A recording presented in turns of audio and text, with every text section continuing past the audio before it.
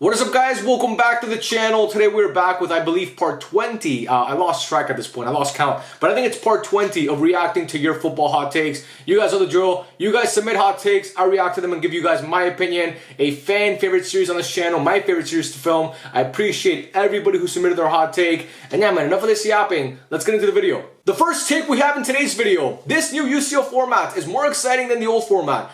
I'm going to reply to this hot take with a hot take of my own, so double hot takes here. I don't care enough about the UCL prior to the round of 16 to have an opinion on this. Now stay with me for a second because I can already see all the British dudes typing, "This fucking cunt, I knew he didn't like football like that." Just hear me out for a second here, bro. To me, the best part of any sport is the knockout rounds, when there's actually stakes and it's do or die. That's the best part of any sport, and the UCL and football is no different. To me, the best part of the UCL has always been the knockout rounds, and I think for most football fans, it's the same way. We love the group stages, it's fun, but the best part is when teams actually start getting eliminated. You know, you get to see these heavyweight matchups when it actually matters. So whatever UEFA and FIFA want to do to put more money in their pocket in the round before the knockout rounds, I'm cool with it, bro. I don't care. I really don't care. If they want to do a group stages like they had prior to this year, I'm fine with that. If they want to do this new league phase, I'm cool with that too. I don't like the fact that they added 2 more games to the schedule because the schedule is already congested enough as it is, and I think it's unfair to the players. But whatever, they're not asking for my approval, so they're going to do it regardless. So whatever they want to do, let them do it. As long as they don't change the round of 16 and the knockout rounds, I'm happy with that. And guess what, guys? For the most part, I'm gonna let you in on a little secret. No matter what format they use, the best teams are most of the time gonna go through no matter what. It's always gonna be the same cast of characters. Oh, this one has more parity. Does it? You're going to see Real Madrid in the round of 16. You're going to see Barca in the round of 16. You're going to see Bayern Munich in the round of 16. You're probably going to see Man City in the round of 16. You're going to see Liverpool in the round of 16. You're going to see the best teams in the round of 16, like it's always been. Yes, there's outliers here and there. You know, there was like a couple years where Barca went to the Europa League. But for the most part, if Barca are in the UCL, they're in the round of 16. Same thing with all the teams I mentioned, Real Madrid and etc.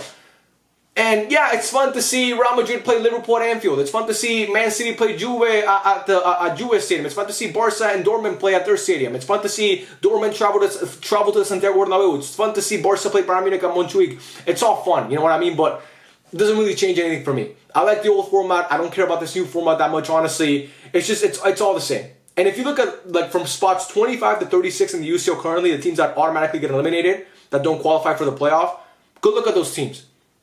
It's Red Star, it's Young Boys, it's Shakhtar Donetsk, it's Girona. It's teams that were never going to make noise in the competition. So again, the format is cool. If UEFA and FIFA want to change it, that's fine with me. If they want to do, you know, like, I don't know what they're going to change it to next, but whatever they want to change it to next, like, doesn't matter how creative they get. To me, it's always going to be irrelevant because, like I said, the best part of the UCL has always been the knockout rounds. The league phase is the appetizer. I love mozzarella sticks. I love chicken wings. I like ribeye, bro. Give me a ribeye. Give me a fat ribeye. That's what the knockout rounds is. It's the fat ribeye. 16-ounce ribeye. You know, they put the butter on it. That's what that is. So again, that's my thing about the UCL. It's like the same thing, like I said, with the NFL and the NBA. I love the NFL. Watching Week 15 is fun. Did I say something about the NFL and the NBA? I don't even know, bro. Sometimes I talk so much, I forget what I say. But it's like the NFL, you know. It's like the NBA too. I love watching, you know, Miami play Sacramento in the middle of February, but I'd rather see Miami play Boston in May and June. You know what I mean? That's a lot more fun. So whatever, that's my whole thing. I don't really care about the format enough to have an opinion on it, even though I just gave like a 2-minute answer on this whole thing. So I probably do have a strong opinion on it. Our next take here is a long one. Vini Jr. is a bang average player without the system that was created for him. It's really a shame he's being regarded as a great Madrid player. We went from all-time greats to a player like Vini being nominated for the Ballon d'Or because of corrupt wins and massive PR. Xavier Romanov, I don't know this guy, but I can promise you he lives in Valencia and he goes to the stadium frequently. This guy definitely goes to the stadium frequently in Valencia de Mestalla because, oh my god, the hatred you have for Vini is crazy. And this take is insane, bro. This take is really insane. Vini Jr. is not an average player. This guy really said Vini Jr. is a bang average player. A lot of times people think that I pander to rival fans because I want them to like me. I could give a fuck, bro. I sit here and give my opinion about football. Like, I'm not going to sit here and be like, yeah, you know what, I agree with this dude. Vini Jr. is bang average. Who thinks that way, bro? Who thinks Vini Jr. is a bang average player? Please, man. Honestly, a lot of you guys are so tribal, it makes you look stupid. It makes you sound stupid. These takes do nothing for anybody. Why are you shitting on one of the best players in football currently? Saying that Vini Jr. is a system player is stupid enough as it is, bro. Vini Jr. is the opposite of a system player. Vini Jr. can thrive in any system. What is Real Madrid's system? All I hear from Madrid fans is that they don't have a system. Ancelotti doesn't have a system, and Vini thrives there. Vini's not a system player, and Vini's far from bang average. He's one of the best players in the world currently, if not the best, And he's going to end up being one of the best players football has ever seen. This guy's going to be one of the best players to ever play for Madrid. And when you're one of the best players to play for Madrid, you're going to end up being one of the best players of all time, maybe. So a guy who should have won the Ballon d'Or, who's who's had so many great UCL moments, who's won his team UCL finals, who's scored in multiple UCL finals, who always comes through when his team needs him most, who has a skill set of a fantastic player. Like, come on, how are we sitting here saying this guy's bang average? But again, I think this Xavier Romanov guy, I think he lives in the, I think he goes to the Mestalla. If you know, you know. If you get that, if you get what I'm saying there, then you understand the joke that I'm making here. But yeah, this is stupid, honestly. I don't even know what to say. Our next take, Emiliano Martinez is the greatest national team goalkeeper of all time. When people first read this take, their instant reaction is going to be absolutely not, because they hate Emi Martinez and his antics, and they hate that, that he wins trophies for Messi and he's grabbing his dick. I get all that. But this take, I agree with it. When you look at impact on a national team, what goalkeeper has had more impact on their national team than Emi Martinez? Argentina couldn't win shit. They couldn't win anything for 30-something years. They had Aguero, they had Messi, they had, they had Riquelme, they had Milito, they had all these guys, and they couldn't win anything. And then Emi Martinez shows up to the national team and they run off one of the greatest, if not the greatest stretches in international football history. Fabian Barthez won a Euro and won a World Cup for France. He was great. Casillas won Euro, World Cup, Euro. He was amazing too. Manuel Neuer won a World Cup for his country, and he was great in that World Cup, and you could argue he should have won the Ballon d'Or. Gianluigi Buffon, great keeper, amazing keeper. Obviously won the World Cup, never won the Euro, but no, he actually did. He won the Euro and the World Cup as well. What am I talking about? No, did he? No, he never won the Euro. No, Buffon never won the Euro. He won the World Cup for his country. Donnarumma was the goalkeeper when they won the Euro. But anyway, my point is, yeah, those are all great. Those are all great goalkeepers. But Emi Martinez just took his team to another level, bro. He just took that team to another level. The penalty shootout saves that he's had, I mean, they're so massive, bro. Every time there's a penalty shootout, this guy comes through. Whether it was in the Copa America in 2021 against Brazil, not against Brazil, against Colombia, he came through in a massive way. Whether it was in this past Copa America, what he did in the penalty shootout against Ecuador, when Argentina needed him most, he came through. Whether it was in the World Cup final, or in the World Cup against the Netherlands, or making that save against Colomani, which is arguably the biggest save in football history, and then in the penalty shootout, saving 2 penalties. Actually, no, he saved 1, but 2, he missed because I think Dibu got in his head. So for me, when you look at impact on a national team, you'd be hard-pressed to find more goalkeepers who have had a bigger impact on a national team than Emi Martinez, if any, bro. So for me, I would say 100%. Now, is he the best goalkeeper ever? Is he the best goalkeeper ever? Absolutely not. Neuer is better. Every guy that I name, even I want to say Fabian Barthez is better, but you could argue, it's an argument for sure. But when it comes to impact and legacy on a national team, very few goalkeepers have the legacy that this guy has, and I think this is a really, really good take. I agree with it 100%. Our next take, comparing Pedri to Bellingham is a waste of time. Just enjoy both. Misty_GG, if I knew who you were, and you were in front of me right now, I'd give you the fattest kiss ever, bro. With saliva and everything. This take just made me so happy. I'm so glad somebody finally said this. Comparing Pedri to Bellingham is stupid. These comparisons are so dumb because both of these guys are S-tier midfielders. They're the best of the best. They're 2 of the 3 best in the world. They sit at the same table, if you want to call it that. Whether you think one's the head of the table and one sits on the side, it doesn't matter, bro. They're both at the same table. And I don't want to be that fan that's like, let's just all get in a circle and sing Kumbaya and love each other and rivalry shouldn't be a thing. I don't believe in that. I think tribalism is a beautiful part of football. But at some point, bro, you got to let it go. Both of these guys are so good. And every fan base is going to be biased. I think Pedri's better than Bellingham, but that's because I'm a Barca fan. The same way Real Madrid fans probably think Bellingham is better than Pedri. But if you're one of those fans that's like, oh, they're not comparable, one guy's so much better than the other one, you're tripping, bro. You're out of your mind. They're both amazing, and they both sit at the same table, like I said. And I think England fans did this for so long with their golden generation of midfielders, always comparing them. You don't really get to appreciate them because Liverpool fans always said Gerrard's better than Lampard, and then Chelsea fans would say Lampard's better than Gerrard, and then Man United fans would come in and say, you know what, Scholes is better than both of them. And you spend all this time arguing, but they're all elite. It's the same thing with Pedri and Bellingham. They're all elite. All of them are elite. They're amazing players, both of them. They're very different as well. You can't really compare them. Their positions are different and their strengths are different. Bellingham's the more physically gifted player. To me, Pedri is the more technically gifted player on the ball, at least. Bellingham's a better goal scorer. To me, Pedri's a better controller. They provide different things. They provide different things, but again, just comparing them constantly, bro, it's like these two guys are going to end up being 2 of the best midfielders the world has ever seen. Football has ever seen. These 2 guys, when it's all said and done, they can both hopefully stay healthy. They're going to be 2 of the best. And you can look at trophies for Bellingham and talk about how he's won the UCL and won La Liga and finished top 3 in Ballon d'Or, and that's great. Jude was amazing. Pedri's never had a season quite like Jude had last year. But Pedri's also been in the spotlight. I think Pedri was better earlier than Jude Bellingham, in my opinion. You know what I mean? And Pedri had, that season under Xavi when we won the league where he was amazing. And when you watch Pedri play, you know how good he is. He's one of those guys. But I think Bellingham's the same way. Bellingham's not some stat sheet stuffer. If you watch Bellingham play, you understand the impact he has on the game. So again, for me, I think they're both vastly different. I think Pedri's better because, again, I'm a Barca fan and I love Pedri. But I'm not going to sit here and act like, oh, they don't even sit at the same table. One guy's way better. No, bro. It's stupid. It's stupid. Put your bias aside and just appreciate them both. A lot of times we spend all this time comparing players and we don't really stop and look at the roses and realize both of these guys are really, really good. And both of these guys are really, really good. Our next take, Lamine is as influential to this Barca side's attack as Messi was in 2019. Not better, but just as impactful. I'm glad you clarified not better because he definitely wasn't better. And I don't think he was as impactful either. Messi 2019 is one of those things, it's like spring break 2013. You have to be there. I was only 12 years old, but I was there, and I lived there. You weren't there. You weren't invited because no one likes you, but I was there, you know what I mean? I lived it. And 2019 Messi is the same thing. You have to be there to really understand how sick it was. It's the same thing as spring break 2013, like I said, shotgunning beers in Daytona, doing the keg stands and all that shit, cocaine off a stripper's landing strip. It's the same thing with Messi. The goals, the assists, the playmaking, everything was just... Lamine Yamal was not as impactful as Messi was. He just wasn't, because Lamine Yamal has a guy like, Rafinha and Daniel and Pedri helping out in the attack. I'm not saying Messi had no help, but Messi didn't really have any help, and Messi didn't want help because Messi could do it all on his own. Lamine Yamal is not at that level yet because Lamine Yamal is not as complete as Messi was back then. You know what I mean? Like, Messi could affect the game in so many different ways. Lamine Yamal can do that as well, and his playmaking is some of the best I've ever seen, but it's not Messi's playmaking. It just can't be. And his goal scoring is not as good as Messi's was in 2019. So again, I understand what you're saying, and I appreciate it. I think Lamine Yamal will get to that level eventually. But, I think when you look at Messi 2019, it's just, he was so impactful. Again, it's like spring break 2013. You have to be there. Our next take, Arda should be starting for Real Madrid even when everyone is healthy. Arda Güler. I wish this guy got more playing time, bro. Because he's so good.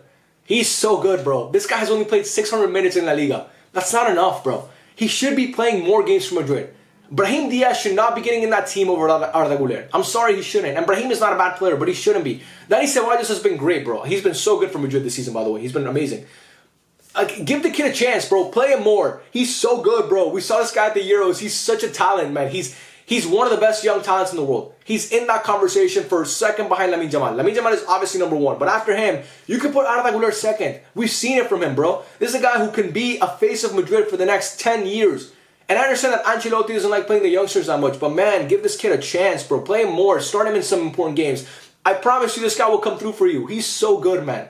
He is so good. Sorry, my mic. I always hit my fucking mic. He's so good, bro. Again, even as a rival fan, I sometimes sit back and think, I want to watch, I honestly sit back and sometimes when I watch Madrid, I'm like, I hope they put Arda Güler in the game. Because I want to watch Arda Güler play. Because he gives me, he fills me with joy, only with joy, nothing else. He fills me with joy every time I watch him play. So for me, I think Arda Güler should be, I don't think he should be starting over every player, you know what I mean? He should be a bona fide starter every single game, like he's one of the first names on the team sheet. But he definitely should be a guy who, every other game, he should be a starter and play significant minutes for them because, again, he's that good. Our next take is Liverpool 21-22, massively underrated, 100%. Bro, you know that Leverkusen team that everybody talks about with Michael Ballack that was like one game away from winning a treble? Everybody talks about that team. Liverpool was 2 games away from winning a quadruple, bro. 2 games away from winning a quadruple. Won the FA Cup against Chelsea, won the EFL Cup against Chelsea, actually both games they won against Chelsea and Thomas Tuchel. And then they beat Wolves on the final day. Was it Wolves? I think it was Wolves, right? I think it was Wolves. Yeah, I'm pretty sure they beat Wolves on the final day. And Man City was losing to Aston Villa. If Man City don't complete that comeback and Gundogan doesn't go crazy, they win the Prem that year. And then they lost a UCL final in heartbreaking fashion to Real Madrid in Paris, bro. But that team, I mean, they would go on these streaks of winning so many, bro. They were so dominant, bro.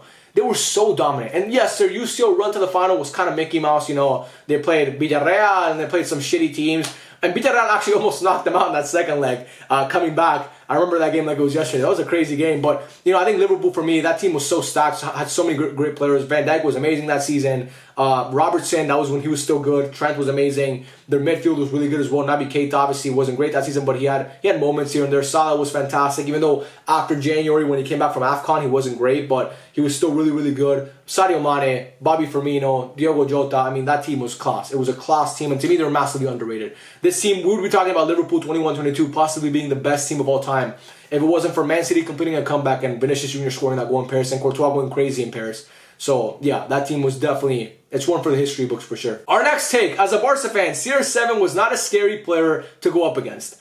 I put out a tweet a couple weeks back that went, I don't want to say viral because that's like stroking my ego, but it did pretty well. And in the tweet I was saying that as a Barca fan, the scariest player to me to go up against in my life was Ronaldo. You know, the player that when I saw him on the pitch, I was scared for my life every time he had the ball, it was Ronaldo. And in that tweet, a bunch of Barca fans were replying saying, no, he wasn't. I feared Aduriz and Iago Aspas more than Ronaldo. What are you talking about, blood? You're not a real Barca fan. And all these people replying to the comments, trying to discredit Ronaldo. Look, bro, here's what I'm telling you. And people saying that Ronaldo has a bad record against Barca, bro. Was Ronaldo great in the Clásicos? No, but to act like Ronaldo didn't score a winner against Barca in the Copa del Rey in 2011 is foolishness. To act like Ronaldo didn't come off the bench in the Super Cup in 2017 and score that goal and lift up his shirt. Like, Ronaldo had good games against Barca. And for me, here's the thing. Were Aduriz and Iago Aspas, maybe they have a better goal record against Barca, sure. You'd be fucking fooling yourself, bro. You're fooling yourself. Nobody believes that you actually thought that when they had the ball at their feet, they were scarier than Ronaldo. Ronaldo had an it factor about him that Aduriz and Iago, what the fuck am I talking about? Iago Aspas and Aduriz, bro?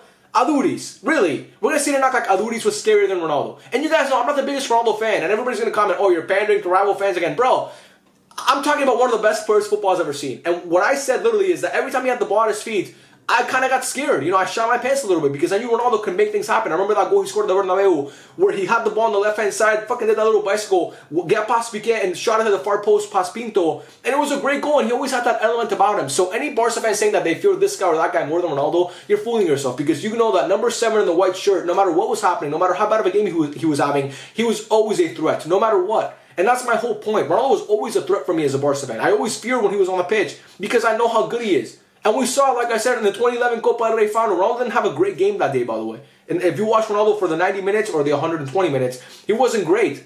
But when it mattered, he came through. And even when I'm rooting against Ronaldo, when Barca didn't play him, when I was watching Real Madrid against Bayern Munich in the UCL, guess who I feared the most? It was Ronaldo. So again, for me as a Barca fan, Ronaldo was scary. Maybe I'm a weird Barca fan that I think the second greatest player of all time was a scary guy to go up against.